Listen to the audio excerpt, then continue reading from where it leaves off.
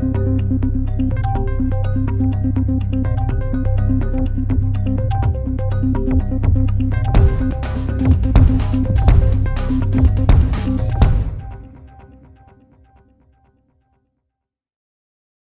here today with Cait Vlastskis-Smith, Senior Strategist at Centerline Digital, and she's going to share a little about the session she will present at the DMFB conference at the Raleigh Convention Center, which will be May 6th to May the 8th.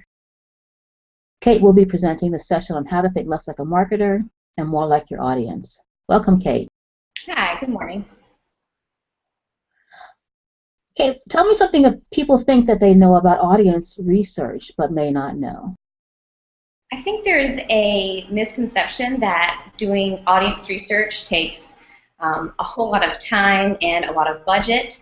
And in my session, we'll talk about some ways to do some quick research to make sure that we are keeping our audience at the center of our content marketing planning process, and just some questions to be constantly asking ourselves throughout content planning and content creation to make sure that we are keeping our users, our customers, at the center of that process as well. Okay. And what does it mean to think less like a marketer?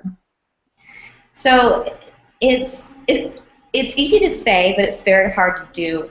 As marketers, we often put our own perceptions, our own beliefs, and our own preferences in front of the problem that we're trying to solve. So during content planning and content marketing, what we have to do is think more like our audience. So remove our own preferences. Oftentimes we want to create content that we think is maybe really cool or that our competitors are creating, but it may not be appropriate for who we're talking to.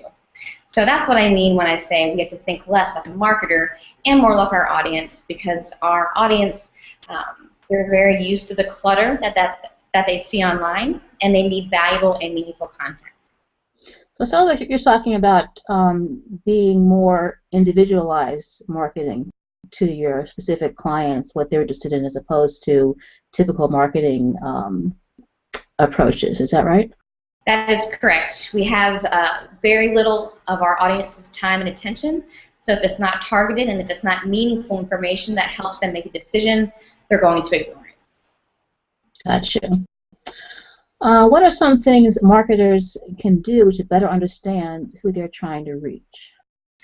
I think up front, it is asking themselves some of those key questions, so getting to know their audience as human beings and not just buyers. I think it's easy for us to think about people as just those who are going to buy our products and services, but they are actually people. They have day-to-day stressors and pressures both at work and outside of work. So we can be just asking ourselves some upfront questions.